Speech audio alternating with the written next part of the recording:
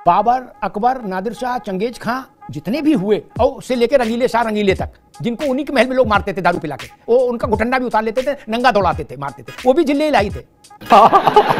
ये कोई नहीं एनसीईआरटी वाले पढ़ाते, मुझे ऐसा पढ़ाओ बच्चे मजे भी ले थोड़ा इतिहास में, नहीं बोरिंग इतिहास पढ़ा रहे हो।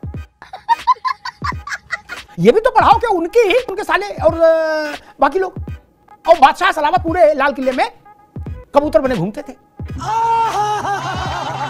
बंद करो हाथ जोड़ के। मैं गांधी जी क्या कहा कि मुगलों का दौर बड़ा सुनहरा दौर है, औरंगजेब की सादगी पर लिखा, इस सादगी पे कौन ना मर जाए खुदा, लड़ते हैं मगर हाथ में तलवार थी। यही तो कयामत है। गांधी जी भी मनुष्य थे, गांधी जी सातवें आसमान से तो नहीं आए थे। अकबर का सबसे प्रिय शगल क्या था मालूम? जो लोग बताते हैं कि अकबर बहुत विजनरी था, चिंतक था, दिन भर चिंतन करता था और विश्व भर के धर्माचार्यों को बुला के उनसे चिंतन करता, ना गलत है ये। असली शौक क्या था मालूम है? किसी भी मशहूर वेश्या को जो सबसे सक्रिय रहती बुलवाता था, अपने पास बैठाता था, फिर उसका सबसे अच्छा एक सैडिस्टिक टेम्परामेंट था, उसकी रुचि इस बात में रहती थी कि हमें अपने ग्राहकों के अनुभव बताओ किससे। मालूम ना क्या? और पान की गिलोरी मुंह में दबा के जिन्हें इलाही जहां पनाह मां बदौलत किससे सुंदर हिंदुस्तान चलाएंगे।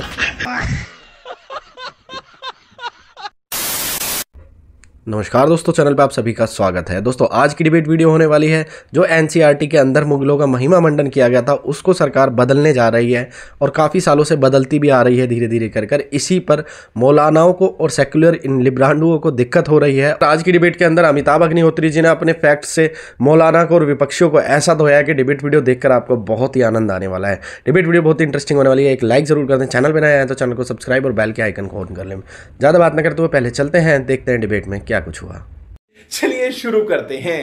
मुफ्ती साहब, बाबर, अकबर, नादिर शाह, चंगेज खां जितने भी हुए और उससे लेकर रंगीले शाह रंगीले तक, जिनको उन्हीं के महल में लोग मारते थे दारू पिला के, वो उनका घुटंडा भी उतार लेते थे, नंगा दौड़ाते थे, मारते थे, वो भी जिले इलाही थे।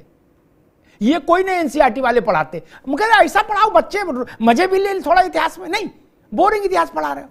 ये भी तो पढ़ाओ कि उनके साले और बाकी लोग, और बादशाह सलावत पूरे लाल किले में कबूतर बने घूमते थे। खैर, इतिहास में आक्रांताओं को हिंदू मुसलमान के चश्मे से क्यों देखे? कोई भी आदमी जो भारत में मुसलमान भी रह रहा है वो भी मुगलों को मुसलमान की दृष्टि से क्यों देखना चाहता है? उसके साथ एसटी हसन उदाहरण के लिए है, वो करे वो तो मोहब्बत से शासन कर रहे थे, तलवार से मोहब्बत होती है। 30-30 हजार आदमी को जिब्ह करके गाजी बन की उपाधि लेने वाले लोग, ये मोहब्बत की दुकान जो आजकल चल रही है कि हम मोहब्बत की दुकान खोले, ये भी मोहब्बत की दुकान खोले थे क्या मुफ्ती साहब? ये देखिए, मैं भी इतिहास का स्टूडेंट हूँ। एनसीईआरटी जो सिलेबस में बदलाव कर रही है, अभी देखिए G20 हुआ था, हमारे माननीय विश्लेषक से मैं आग्रह करता हूं कि आज की डिबेट एक पढ़े लिखों की डिबेट है, टीका टिप्पणी के बजाय सत्य की डिबेट होनी चाहिए। और मैंने तो मुफ्ती साहब आईने अकबरी को कोट किया आपको। सुनिए, मैं वो नहीं कह रहा हूँ, आप जो कह रहे हैं। G20 अभी हुआ था, G20 में जो भारत सरकार ने बुकलेट जारी किया था, अगर आप नहीं पढ़े तो फिर पढ़िए, उसमें अकबर को महान कहा गया और उदारवादी कहा गया। अब मुझे नहीं पता कि 1961 से में एनसीईआरटी का गठन हुआ, उनको पता लगाने में अब तक पता लगा रहे हैं। मैं इतने साल गुजर गए कि अकबर महान था या नहीं था। देखिए, एक बात बताइए, इतिहास को इतिहास के तरीके से पढ़िए, हिंदू मुसलमान के चश्मे से अलग करके देखिए। मुगलों के दौर से पहले भी इतिहास है। आइए, कालिंगा में कितने लोग मारे गए अशोका के जरिए, मौर्य शासक में कितने लोग मारे गए, चोल राजाओं के आपस में कितने झगड़े थे, इस पर भी टिप्पणी। बोध गया, बोध विहार किसने मिटाया? 90,000 से ज्यादा स्तूप थे अशोका के, वो कहाँ गायब हो गए? इसी देश में बौद्ध शिखर पर थे, कहाँ लुप्त हो गए? तो ये सारी बातें देखिए, सुनिए, अब मैं कोट एंड कोट कर रहा हूँ। मुझे लगता है कि आज आप चूक गए, आज एक बहुत अच्छा पत्रकार, एक अच्छा जर्नलिस्ट एक बात तो चूक गया। गांधी जी ने कहा था, गांधी जी, स्वराज में गांधी जी पढ़ी है, भाई बहुत बड़ा इतिहास का जान। गांधी जी ने क्या कहा कि मुगलों का दौर बड़ा सुनहरा दौर है, औरंगजेब की सादगी पर लिखा, इस सादगी पे कौन ना मर जाए खुदा, लड़ते हैं मगर हाथ में तलवार ही नहीं।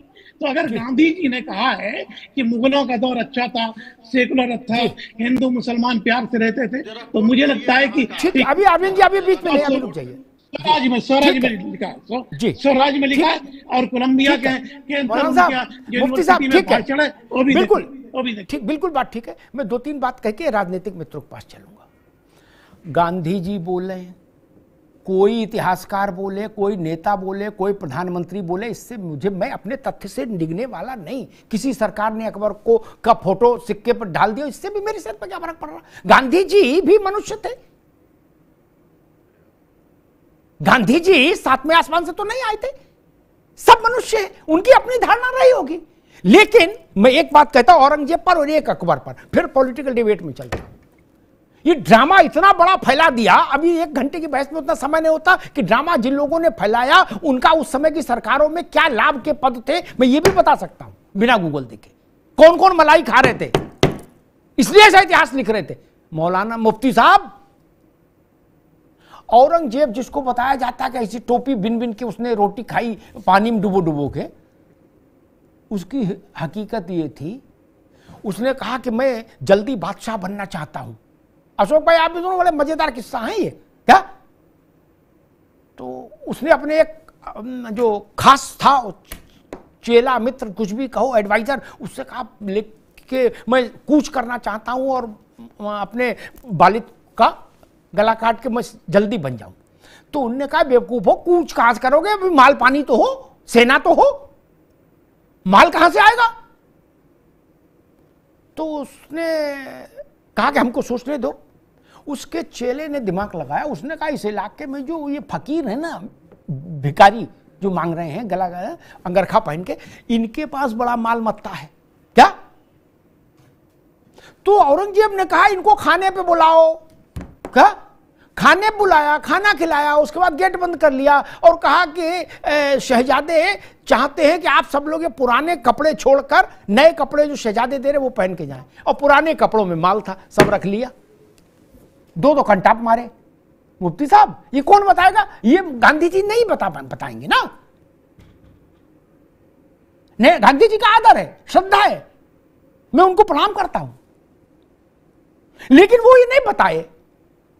और अकबर के लिए एक बात कह के फिर मैं राजनीतिक बहस में जाऊंगा। इसलिए इस तरह का प्रपंच अब सब लोग छोड़ दो, नहीं तो चेहरे खराब हो जाएंगे। जो अकबर का तो अब क्या चेहरा खराब अच्छा होगा, अकबर के लिए लड़ने वालों के चेहरे खराब हो जाएंगे। अकबर के समय के एक यात्री, विदेशी यात्री ने लिखा है किताब में, मुफ्ती साहब आप कहेंगे तो मैं उन किताबों के रेफरेंस आपको भेज दूंगा व्यक्तिगत तौर पर, बहुत ज्यादा मैं भी छवि नहीं खराब करना चाहता। अकबर का सबसे प्रिय शगल क्या था मालूम? जो लोग बताते हैं कि अकबर बहुत विजनरी था, चिंतक था, दिन भर चिंतन करता था और विश्व भर के धर्माचार्यों को बुला के उनसे चिंतन करता, ना ना, गलत है ये। असली शौक क्या था मालूम है?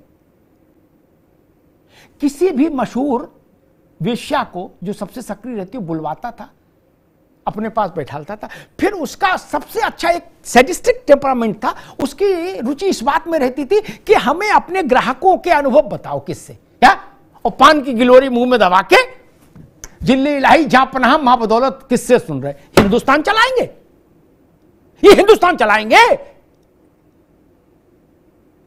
वेश्याओं के साथ किससे सुन के आनंद लेने वाले। ये मुताह निकाह कहां से आया है? मुफ्ती साहब को पता होगा ये कहां से आया भारत में। मौलवियों के सर पर तलवार रख दी, मुफ्तियों के सर पर, बोले भाई मुझे तो धुआंधार निकाह करना है, इसका कुरान में कोई बंदोबस्त करो शरीयत में। बोले नहीं हो सकता, बोले इनका गर्दन काटो, रोटी तोड़ रहे हैं जब ये भी नहीं कर सकते। तो उन्होंने कहा हुजूर अब हम ढूंढ लाए, अब आप 2 दिन 4 दिन वाली शादी कर सकते हैं। बोले जाओ मौज लो। मुफ्ती साहब अफीम खाके टुल रहने वाले लोग हिंदुस्तान में मोहब्बत फैलाने आए थे।